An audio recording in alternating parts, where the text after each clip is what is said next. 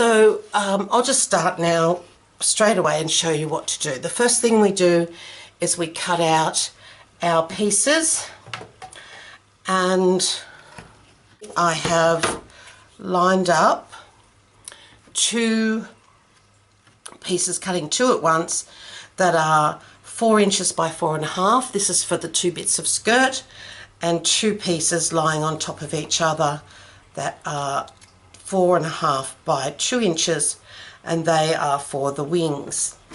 We use our bone folder to just gently, very gently curl the wings.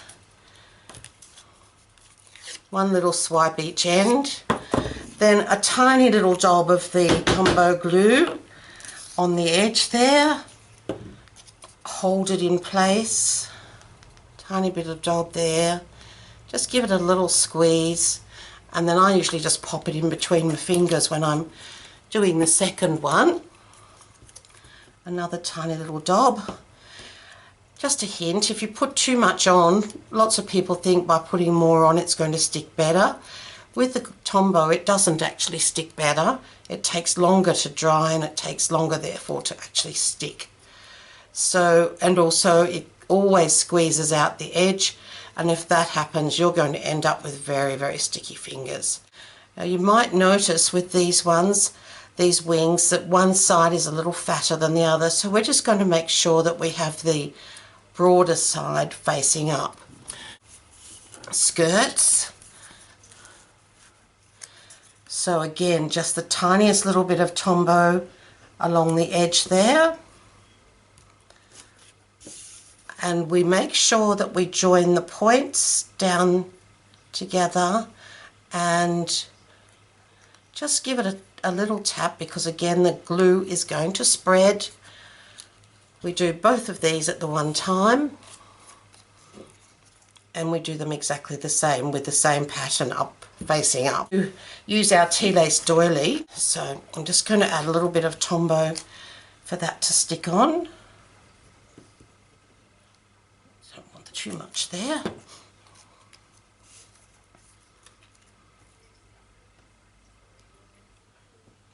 Then we can add our wings onto the front and our head. So we'll start with our, again, just a little tiny bit of glue there on the top, and just place the head so it is just at that neck. You can see where the join would have been, just so this would fit over the top of the head there, just like that. So that's where the head goes, and then that makes it much easier now to join the wings on. I find it easier to actually put a little bit of glue on the wing itself, and I'm going to angle that up so that it faces, or just enjoys a little bit of an angle up there to help frame the face. Remember when we're doing this that we do actually want the wider or broader side up to the top. So you can see we're starting to get our little angel shape looking really nice there. Now the next part is a little bit tricky, and that's doing the halo. You take your 1 3/8 inch punch and punch a circle and pop that aside. Then we're going to take our 1 3/4 inch punch. We're just going to offset that so you've got a larger arc there at the top. Give it a punch, and then you've got a really nice little halo shape, and that's going to sit nicely around the angel there. So we're going to attach that next. Again, a weeny bit of Tombow there. Oh, this Tombow is flowing really well. Must be warm down here today. And then to make it quite strong, I'm going to add some of our tear and tape to the back of it just to hold it in place. So you notice we're doing all of this before we actually put the back on. Oops. I forgot to bring that over, so that's sorry if I leant in front of the video. Just got to find the end of it. Here it is. It's called tear and tape because it does tear very easily, but you know, I really don't like tearing it. That's just a personal preference, but that's the way it is.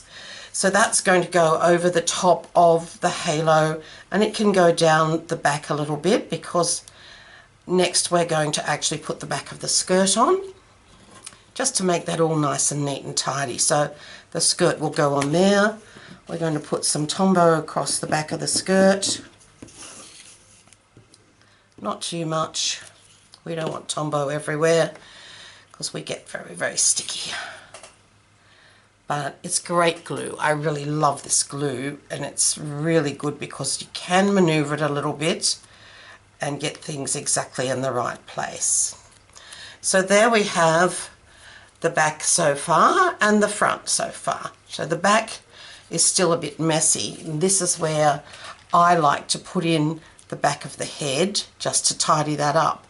But before we do that, we need to put in a hanging apparatus, and I like to use now, I didn't for a long time, but I like to use this metallic thread. It's really, really strong, but it's really fine, so it actually goes particularly well for anything hanging because it doesn't make a very thick area that's hard to glue. So that's just going to go down there onto that little bit of leftover tear and tape, and then we're going to put a bit more glue on the back of our other head. Bit more glue on the back of the other head and place it over the top to mirror the front one exactly. Now sometimes I like to pop a peg on this to hold it together just while it's dry. Our arms to put in, so this is where the window punch comes in, just a nice little window, and we simply cut that in half.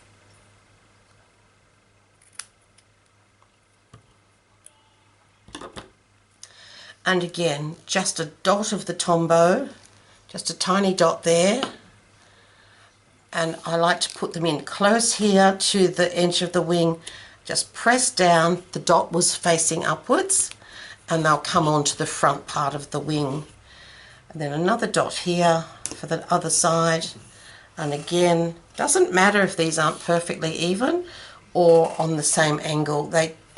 We hardly ever hold our hands exactly on the same angle and in perfect unison, so just give them a little bit of an angle there to make it look a little bit more realistic. There we go. I've punched this out of the leftover bit from inside the halo, so you can economise that way. This is the 1-inch punch. No, it's not, it's the 3/4 inch punch. And it's just going to sit in the middle there, and again we're going to use a wee bit of Tombow to hold that in place. Not too much, otherwise it'll be slipping and sliding. Just make sure it goes up over the join of the head there. It just gives you a nicer finish in the end. And we just set that aside to dry now. And while that's drying, we're going to actually make the little central flower that goes in there. So we use our pierce mat, and I have 4 little scallop circles. They're the 7/8 of an inch scallop circles, and we're just going to pierce them in the middle, pick them all up. It's probably best if they're not perfectly aligned, but if if that's what you like, by all means go ahead and do it. Make sure it's a good solid hole, and then we would place a brad inside there. And then we're going to just take each layer up and squish it around, and makes really a pretty little flower. And it's quite a firm little flower too, which is really nice to give this little angel a bit of 3D.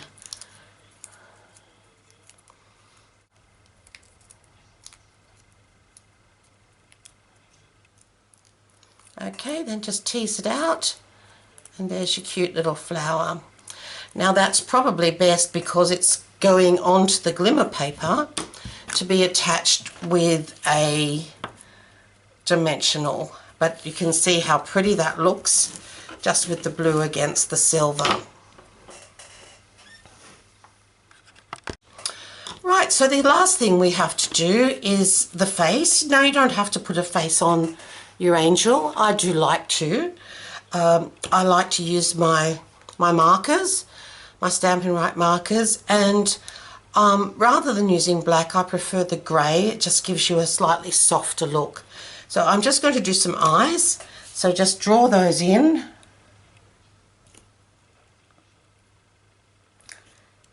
Put some eyelashes on.